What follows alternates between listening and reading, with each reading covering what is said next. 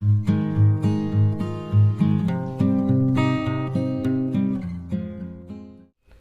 Dear students, welcome to Kataria pharmacy. So students, कैसे हैं आप सब? आई होप सभी ठीक होंगे।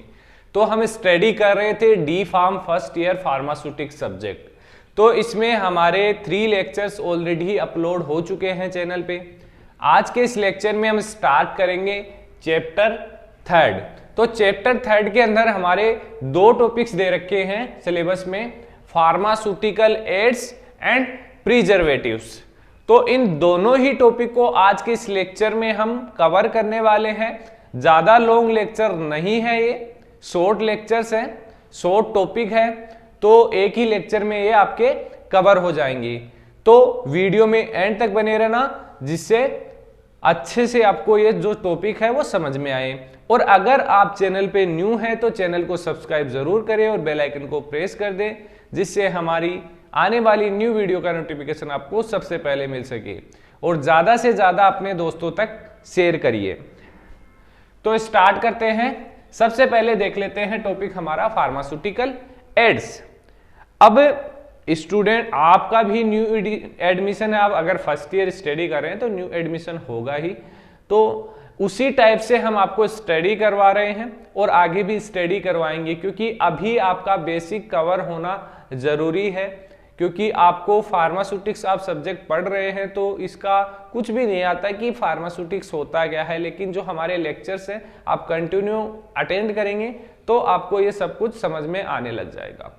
अब पहले हमने देखा था पैकेजिंग मटेरियल, तो थोड़ा अलग हो गया, पैकेजिंग के लिए काम में हो गया। उससे पहले हमने अब इससे पहले लेक्चर में देखा है जो डोजेज फॉर्म होती है। डोजेज फॉर्म में क्या देखा था? जो टेबलेट्स है, कैप्सूल है, इंजेक्शंस है, इमल्शंस है, वो डोजेज फॉर्म हमने देखी थी। तो अब जो डोजेज फॉर्म हमने देखी थी उसके अंदर 2 कंपाउंड्स थे हमारे, एपीआई प्लस एक्सिपिएंट्स। ये चीज अगर आपने लेक्चर देखा है तो आपको याद होगा, ये मैंने बताया था वहां पे कि जो डोजेज फॉर्म है, जैसे कि टेबलेट है, वो 2 फॉर्म से मिलकर बनी हुई होती है। एपीआई मतलब एक्टिव फार्मास्यूटिकल इंग्रेडिएंट, जो मेन ड्रग होती है हमारी, और एक्सिपिएंट्स। तो जो एक्सिपिएंट्स है उन्हीं को हम बोलते हैं फार्मास्यूटिकल एड्स या ऑर्गेनोलेप्टिक्स या फिर एडिटिव, इनको बोल सकते हैं। तो इन्हीं के बारे में हमें स्टडी करना है। तो समझ में आ गया होगा कि किन के बारे में स्टडी करना है। तो देख लेते हैं फार्मास्यूटिकल एड। इसकी डेफिनेशन सेम होगी एक्सिपिएंट्स और एडिटिव की। Pharmaceutical aids are the drug or substance which have no or little pharmaceutical effect. इनका कोई मतलब ना के बराबर फार्मास्यूटिकल इफेक्ट होता है। बाकी देखा जाए तो एक्टिव फार्मास्यूटिकल इंग्रेडिएंट का जो फार्माकोलॉजिकल एक्शन है वो 100% होता है, लेकिन जो फार्मास्यूटिकल एड्स है उनका जो substance which have no or little pharmaceutical effect but they are essentially used in the preparation of the pharmaceutical dosage form। कि इनका फार्माकोलॉजिकल इफेक्ट का मतलब है कि जैसे कि हमने बुखार के लिए, फीवर के लिए दवाई दी है पैरासीटामोल, तो अब इसका तो जो एक्टिव फार्मास्यूटिकल इंग्रेडिएंट है पैरासीटामोल, उसका तो इस पे इफेक्ट होगा कि फीवर को कम करेगा। लेकिन जो अदर इंग्रेडिएंट इसमें यूज किए जा रहे हैं फार्मास्यूटिकल एड्स या एक्सिपिएंट, उनका कोई भी एक्शन नहीं होगा, वो सिर्फ इस पैरासीटामोल को ले जाने का काम कर रहे हैं। अब देखिए, आप कहीं जा रहे हैं कुछ काम करने, तो आप बैठ के जा रहे हैं किसी बाइक पे, तो अब वहां पर वो बाइक तो काम करेगी नहीं, आप खुद जाके काम करेंगे। तो वही हो गया कि मैं एपीआई हो गया एक्टिव फार्मास्यूटिकल इंग्रेडिएंट, बाइक हो गई एक्सिपिएंट्स जो ले जाने का काम कर रही है। तो ये चीज आपको समझ में आ गई। एग्जांपल देखिए, tablet, injection, emulsion, ointments, etc. इसके अलावा मैं बता दूं, अगर आपको नोट्स लेना है तो टेलीग्राम ग्रुप ज्वाइन कर लीजिए। वीडियो के डिस्क्रिप्शन में आपको टेलीग्राम ग्रुप का लिंक मिल जाएगा, वहां जाके आप ज्वाइन कर सकते हैं। इसके अलावा substance added to pharmaceutical preparation to protect them from chemical change और microbial action, अदर डिफरेंट। अब जो फार्मास्यूटिकल एड है उनकी कैटेगरी होती है, जो पिछले लेक्चर में भी मैंने बताया था binding agent, chelating agent, granulating agent, lubricating agent, ऐसे ऐसे डिफरेंट टाइप के फार्मास्यूटिकल एड्स या एक्सिपिएंट्स यूज किए जाते हैं जो बेसिकली क्या करते हैं, जिनका डिफरेंट रोल होता है। वो प्रोटेक्ट भी करते हैं डोजेज फॉर्म को, दे मे बी प्लांट। अब ये कहाँ से आते हैं, इनके डिफरेंट सोर्सेस होते हैं, जैसे कि प्लांट सोर्स हो गया, एनिमल सोर्स हो गया, मिनरल्स हो गया और सिंथेटिक ओरिजिन हो गया। बेसिकली 4 सोर्सेस से जो एक्सिपिएंट्स है हमें प्राप्त होते हैं फार्मास्यूटिकल एड्स। तो प्लांट सोर्स से देखिए कौन कौन से हैं एग्जाम्पल, अलोए हो गया, टर्मरिक हो गया, रोज हो गया, स्टार्च हो गया। एनिमल सोर्स से देखिए बीजवैक्स, जिलेटिन, हनी, लैक्टोस, वूल फेट। मिनरल्स हो गया चाल, टॉल्क, केओलिन, बेंटोनाइड, ये बेसिकली जो स्मूदिंग पाउडर्स होते हैं वो होते हैं। सिंथेटिक में देखिए एसिटिक एसिड हो गया, बोरिक एसिड हो गया, सिट्रिक एसिड हो गया, डेक्सट्रोज हो गया।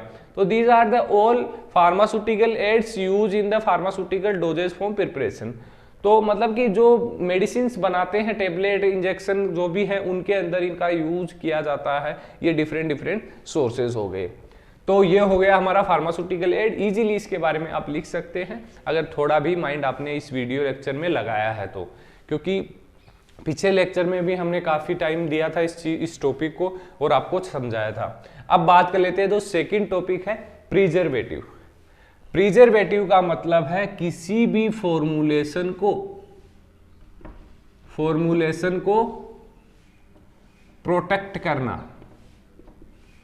प्रोटेक्ट करना किससे, कोई भी कंटामिनेशन, माइक्रोब्स, कुछ भी कोई भी प्रॉब्लम है कि जो उस सॉल्यूशन को, उस टेबलेट को, उस मेडिसिन को खराब कर रही है, उस चीज से बचाने के लिए किसका यूज किया जाता है, प्रिजर्वेटिव। प्रोटेक्शन का काम करती है। मान लीजिए कोई भी एग्जांपल लीजिए, यहाँ पर कोई हमारा मेन चीज पड़ा है, इसको प्रोटेक्ट करने के लिए हम क्या क्या करते हैं, वो ही प्रिजर्वेटिव होता है। तो वैसे ही सॉल्यूशन के अंदर फॉर्मुलेशन जो हमारी डोजेस फॉर्म होती है, उनको प्रोटेक्ट करने के लिए प्रिजर्वेटिव्स का यूज किया जाता है। तो it must decrease the percentage of microbes. अब ये 2 तरीके से काम करती है। एक तो माइक्रोब्स की परसेंटेज को कम करती है और एक उनकी ग्रोथ को रोकता है, inhibit growth of microbes, growth को रोकता है। तो ग्रोथ को रोकता है उसको बोलते हैं माइक्रोबायोसिडल, और जो इनको किल करता है माइक्रोब्स को, उसको बोलते हैं माइक्रोबायोस्टैटिक्स। तो प्रिजर्वेटिव का काम बेसिकली है कि जो सेल्फ लाइफ है किसी भी मेडिसिन की, उसको बनाए रखते हैं।